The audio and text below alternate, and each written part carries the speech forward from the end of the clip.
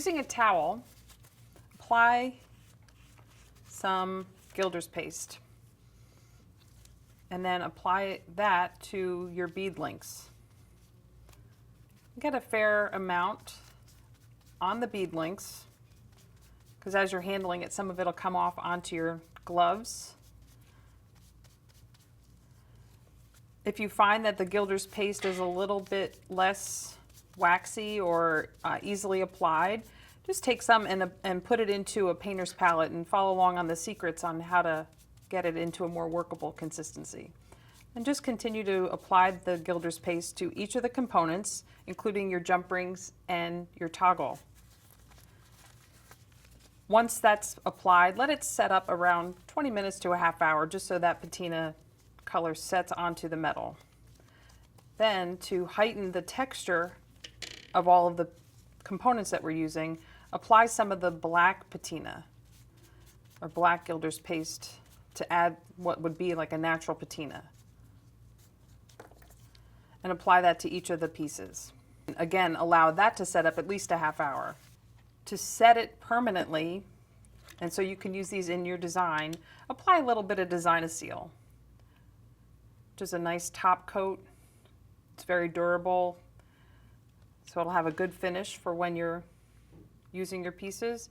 And just brush it on and then allow that to dry. And just follow along on the instructions of the top coat that you're using so that you're sure to let it set up properly. And while that's curing, we'll begin creating our components. The first component we'll focus on is a double simple loop.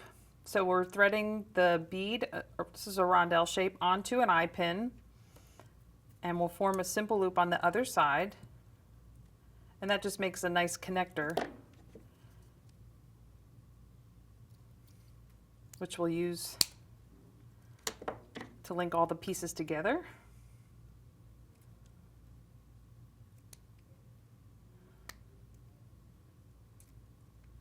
Make sure that's nice and straight. And then just repeat that for 7 links. The next component we'll feature is creating a beaded link with a bead captured in the middle.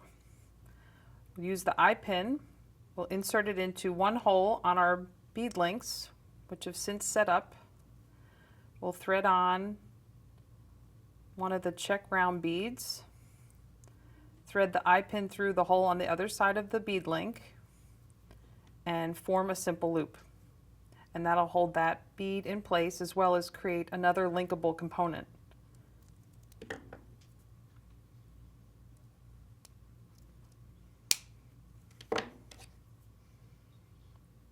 Just create that simple loop.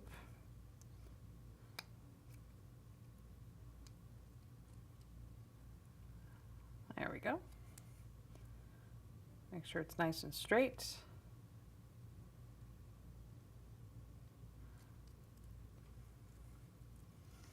And then repeat that for each of the links in your design.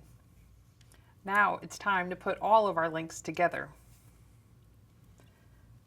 So using a jump ring, I've attached my toggle to one of the simple loops on the rondelle link. Then the other loop on the other end of the rondelle is attached to one of the bead links, and we'll just continue that all the way down the row.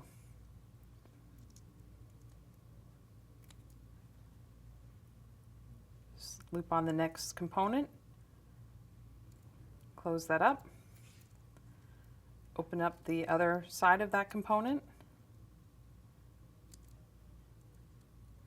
and thread on the next one. Continue that all the way down until you add the other half of your toggle, and your bracelet will be complete. We'll take these leftovers and we're going to move into the next project.